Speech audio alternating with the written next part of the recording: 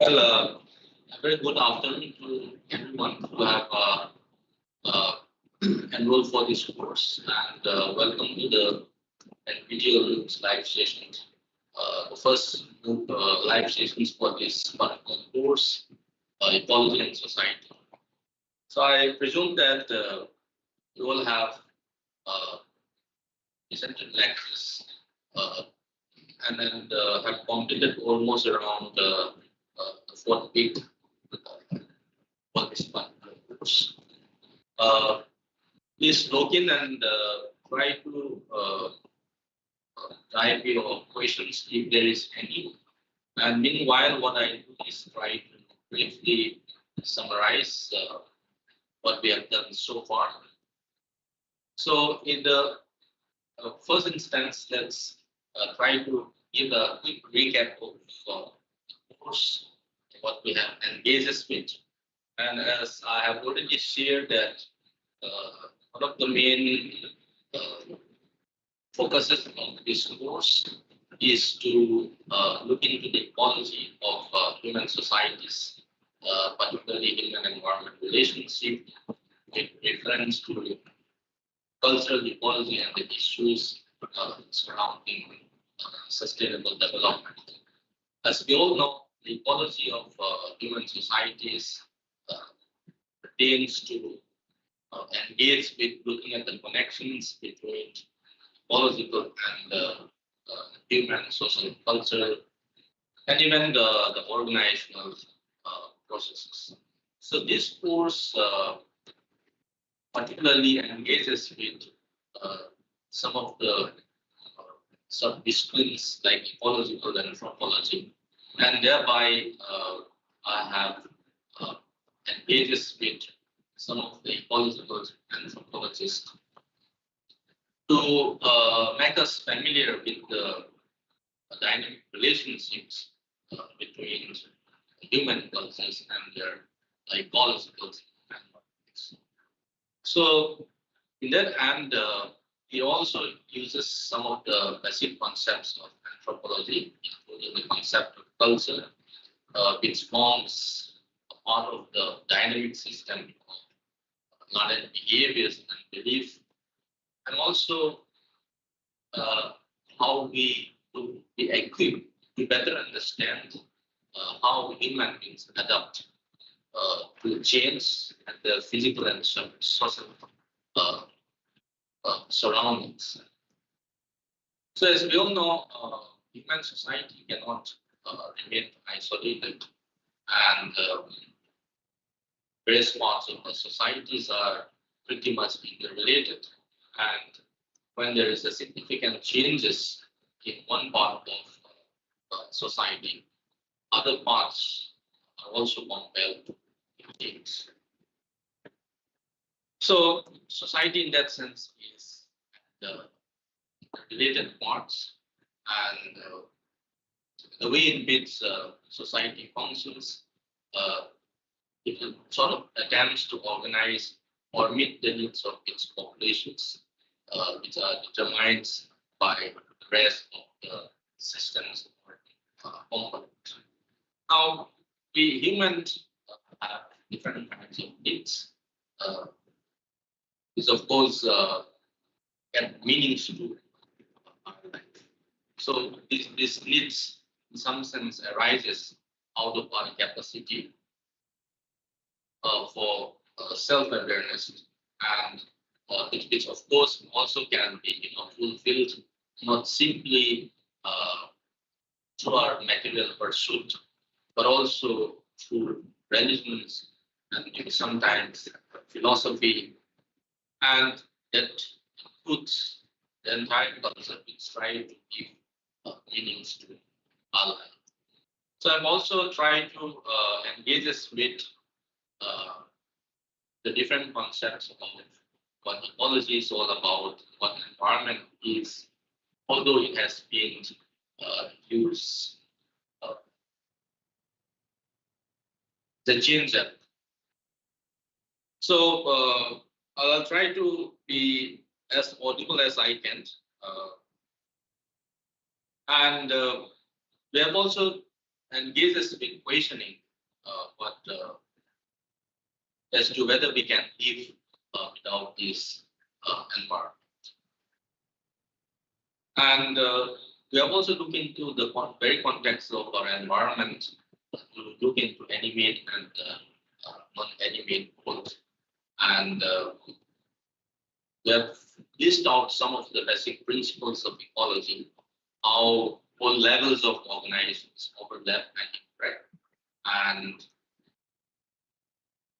the very notions of how the biotic and non-biotic species or communities forms certain forms of network of relations.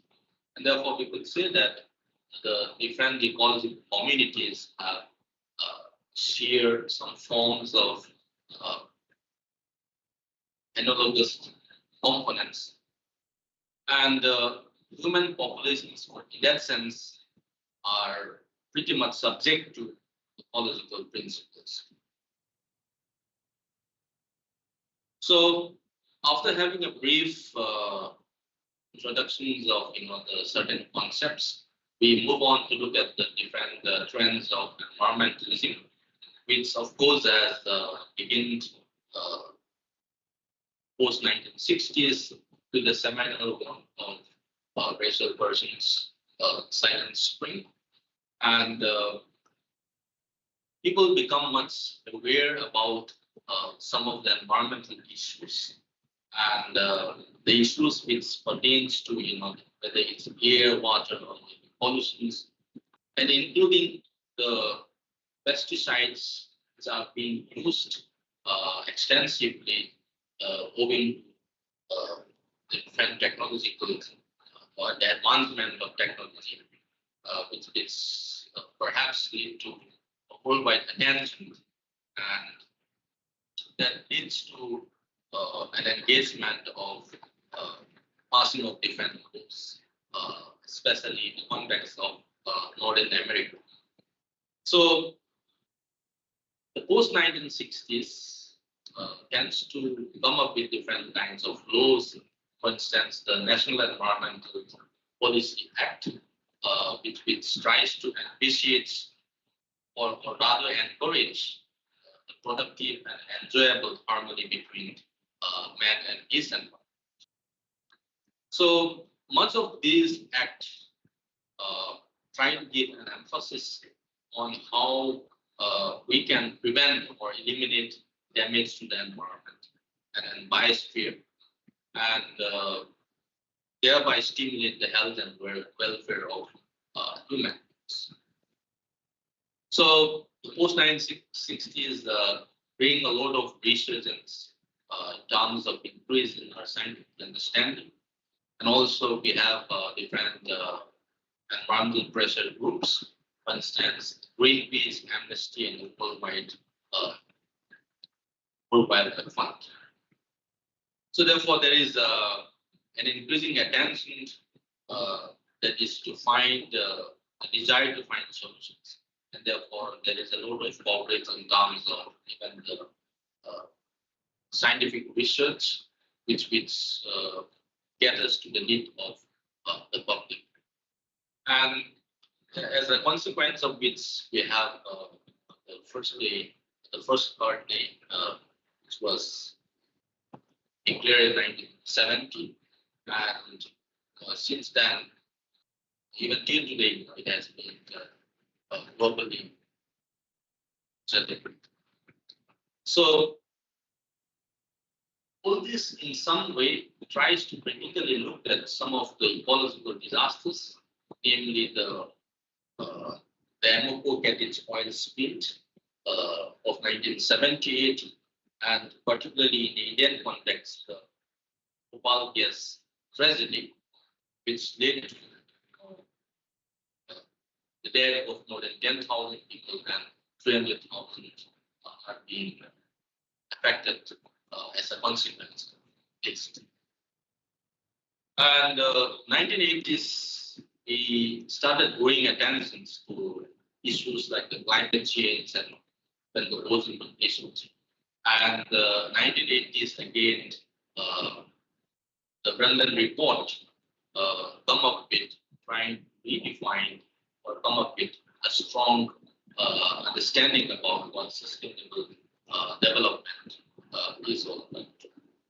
So in short, we can say that the World Commission for Environment and Development uh, equates sustainable development with progress that meets the needs of the present without compromising the ability of future generations to meet their needs. So this definition has become an eye-opener.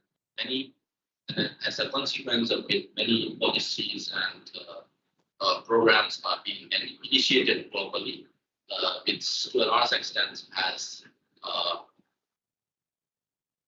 opened and has sort of given attention to the policy makers globally. So some of the growing concerns which arises in the post-1960s are rampant ecological injustice and also the growing unequal distribution of resources.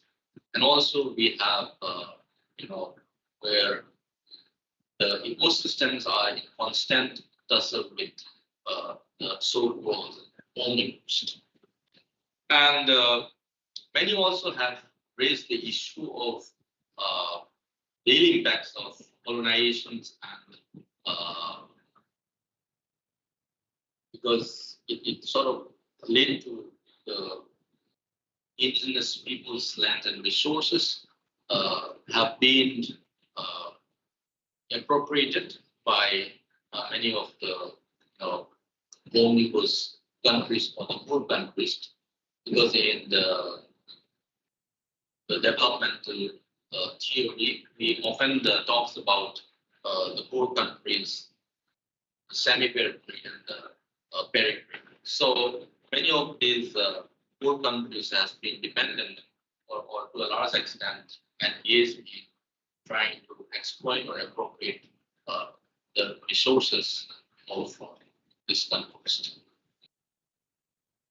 Now, we move on to trying to familiarize ourselves with what culture and cultural ecology is all about, and how culture has been looked at as a way of life, and which has been learned, and which has been a part of the adaptive and dynamic systems of human society. So to that end, we have engaged with some of the anthropologists' work, particularly the EP type, how the notions of culture has been looked into. And also, Clifford Green's contribution is significant here, because culture is presumed to be some of the framework of belief which engages with some of the symbols and values in terms of how the individuals define their feelings and make their judgment. So this is particularly based on the study among the Japanese people, where the rituals and social change has been critically looking. So therefore, what we can perhaps understand is that culture of people can be understood as the system of shared ideas and meanings which are both explicit and implicit, which the people use to interpret both in and which serve to pattern their behavior. So therefore, there is a correlation between culture and ecology, and in that sense, the notions of cultural ecology comes into being, where there is a constant humans in interactions with their environment. So, in pursuit of these constant interactions, you can see there is an element of adaptive strategies, where culture, in some sense, form as a dynamic process with regards to whether it's environmental setting or maybe the technology which they have been engaged in. Now, for instance, technology has been there since the pre-industrial period. But then technology becomes finer and finer with the advancements of science and technology, and people tend to appropriate nature with the help of this technology. Now, how do we then associate this cultural ecology within the paradigm of economics? That is, how the way people use their culture to adapt to a particular environment, and people tends to have different kinds of adaptive strategies, or in that sense, people have evolved over a period of time with different subsistence strategies. Now, I've also delved into looking at some of the subsistence strategies. For instance, foraging, which is the primitive modes of production, where the hunting gathering societies more or less engage in, and where society used to be small in numbers, and it was presumed that such forms of society are more egalitarian and based on the communitarian ethos. So therefore, there is minimal forms of social stratification in such forms of society. So next is the horticultural practices, where people tend to engage in much more forms of permanent settlement, and as a consequence of which they requires a lot of land for farming purposes. So therefore, in some sense, people started moving away from the predominant simple production to a much more complex forms of production. So the third type is the pastoral society, where there is hierarchical forms of ownership systems, where people tend to accumulate wealth because of the surplus of food and a more reliable food sources. And therefore, there is an element of division of labor and trade for other goods. So next comes the agricultural practices, where the inventions of plow and the use of animals to prepare fields were very much crucial. So therefore, agriculture in some way has become a bridge between what we call the pre-industrial and the industrial society. Because even in the industrial society, people still rely on agriculture for food for production, but their modes of economic production relies heavily or chiefly on machines, and then people no longer engages with simple technology, but a much more finer and complex forms of technology. So in that pursuit, we can say that the economic systems or the interventions of the market economy has crept into human society, and people has moved on from that notions of the notions of redistribution system has changed. That is from a simple reciprocal reciprocal exchange between the human societies with their requirement has been decided largely by the market exchange. So market economy has been very much instrumental in terms of how supply and demand, in some sense, decide the relations between the human society.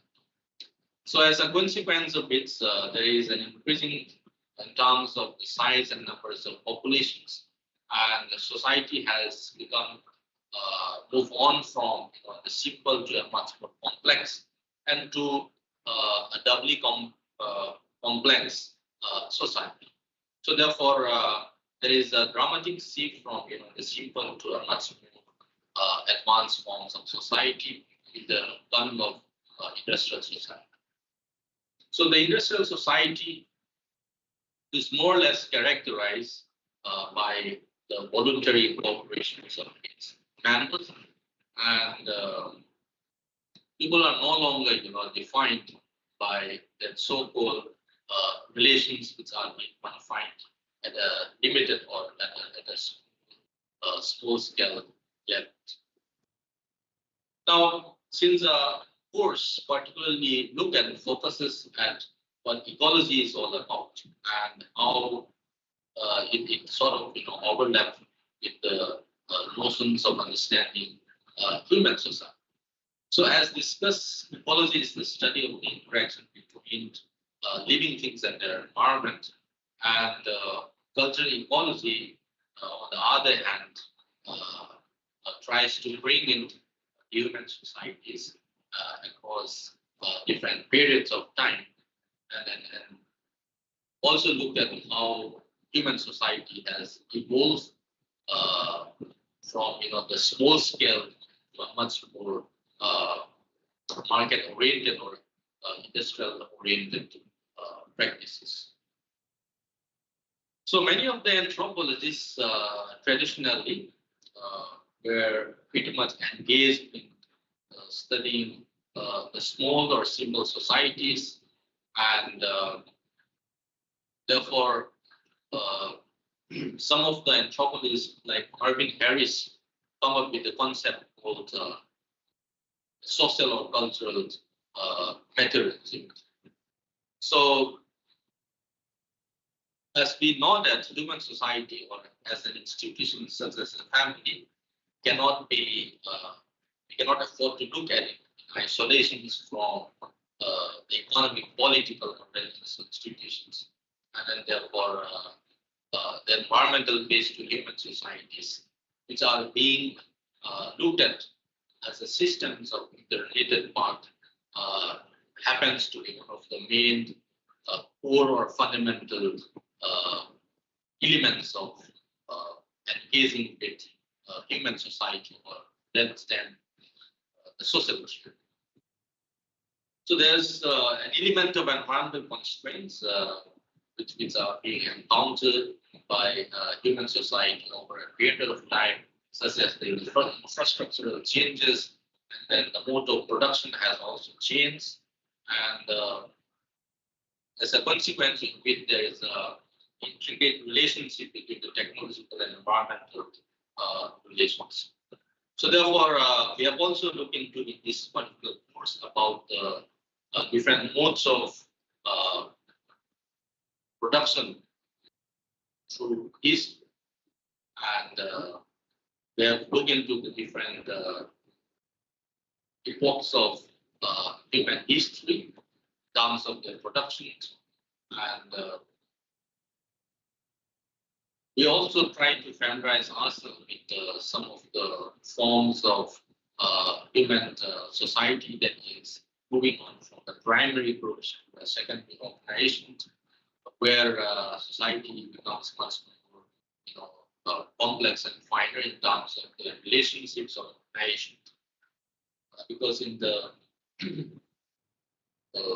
primary context, societies were more engages in a small scale, but in the secondary organizations, relationships are impersonal and these are being regulated through the notions of exchange and production between groups, social cultural systems. So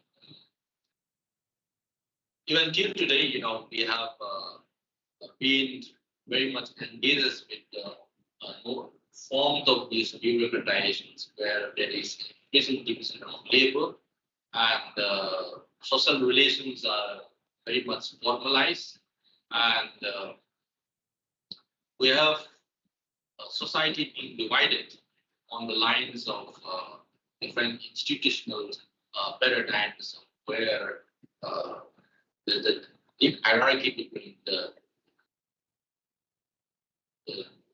people in certain organizations. So, in that sense, we can say that the present society is very much bureaucratized, and that uh, based on the Weberian notions of rational actions, where relationships are very much based on rational actions in relation a bad. So our modes of actions, our social actions are very much influenced by the market, and there's a lot of terms and conditions which are associated with such forms of social action. Now, these are because of the intensifications of infrastructures and the bureaucratizations of the structure, and it is also because of the increasing dominance of goal-oriented rational actions.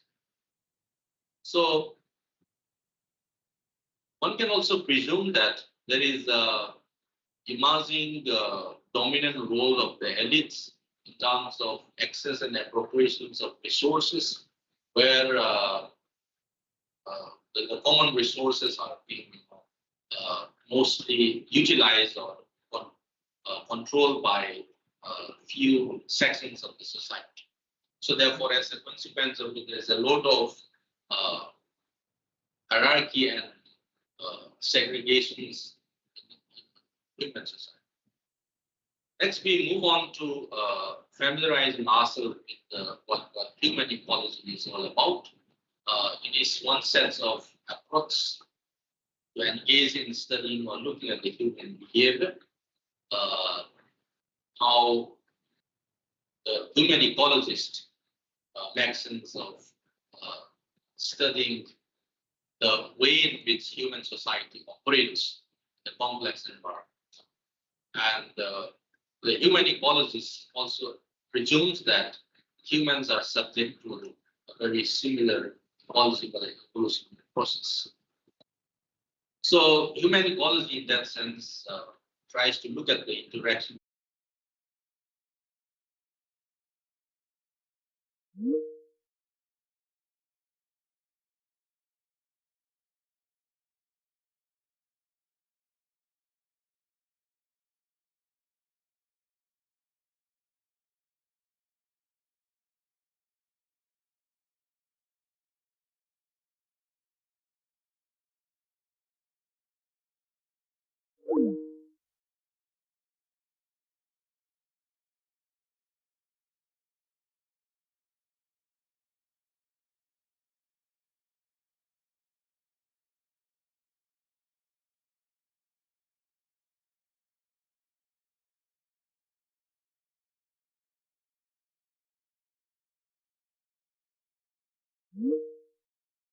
to locate various debates of how the environment has been very much influential and instrumental in terms of the impact and the way in which we make sense of human environment relations.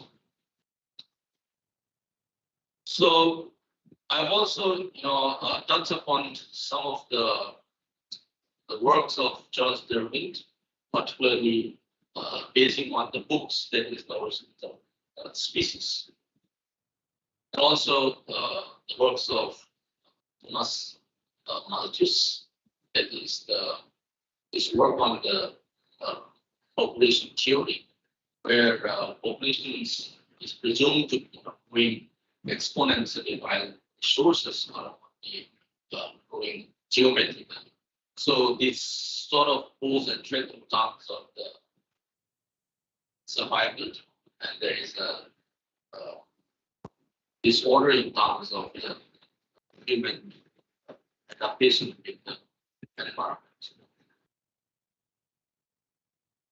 So we have also engaged with trying to look at the notions of nature and culture, where nature and culture has been widely debated. Although I did not really touch upon the course, we have certain scholars, for instance, Vandana Shiva talk about how this binary between nature and culture has been created. the post-scientific revolution. So she sort of tried to historicize the violence of science that is in the post-scientific revolution. So prior to the scientific revolution, it was assumed that nature and culture was perceived to be having a much more harmonious relationship, where nature was perceived to be providing a much more benevolent, which is more helpful to human society. But the post-scientific revolution, in some sense, created a binary between nature and culture, and where many of the eco-feminists, for instance, try to see the notions of culture, which is masculinist in nature, and nature is more closely attributed to the character of women. So one could see that such forms of binary, which means merged as a result of the scientific revolution, can perhaps comes up with the dualism of male, female, and nature, culture, and how any forms of relationships are divided to create between all these elements. So nature and culture has been presumed to be opposite ideas, and then what belongs to nature cannot be the result of human intervention. And then similarly, culture development is also presumed to be achieved against nature. So some of these nature-culture debates or binaries can perhaps be look into, engages with the work of Sherry Ortner and then the on and contributions of Levi Strauss, where the symmetry which has been postulated within nature and culture, which of course involves assimilation of the natural species on the cultural plate. This has been substantially debated. The book The Savage Mind was published or the author Levi Strauss. So the culture debate way back in the 1960s and 70s tried to include the idea of women, which has been time and again symbolizes nature and man as being part of culture. So as I had mentioned, Andra Shiva, who herself is an ecological feminist, to a large extent, assume that all these forms of Western models of development are pretty much influenced by a male-centric authority. So these male-centric forms of development actually pose a threat, mostly to the third world countries, where women are to a large extent traditionally being perceived to be custodians because of their creativity and their knowledge system, and then therefore the dominance of these Western science to a large extent has debarred or tried to exclude these people from the third world countries, particularly women. So this sort of debate can also be contextualized in the work of Sherry Ortner in her seminal work, Is Female to Male as Nature to Culture. Culture has been assumed to be having the ability to transform nature. So therefore, there is a constant process of evaluating the values of people. So this idea of how nature is being consumed, mostly in the global south, those are attention, and mostly if you situate is from the vantage point of the eco-feminist, you can see that this dualism or this binary which are being created between nature and culture to a large extent has been also touched upon in this particular question. So I do hope that you will continue to engage with lectures and please try to keep the engage with the weekly assignment regularly because there is also a part of assessment. So with this, I'll try to end here and any sorts of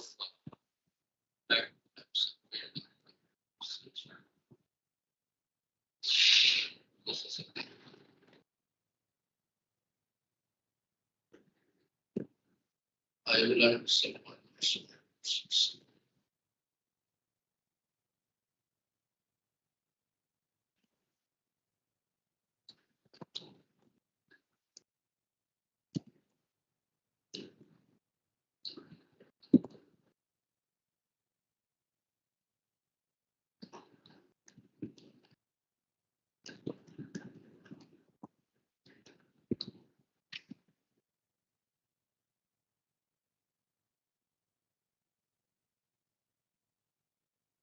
Yeah, if you have any doubts or some inputs required from my end, can definitely email me. I'll be happy to respond to that. So I look forward to meeting you all again in the next live session.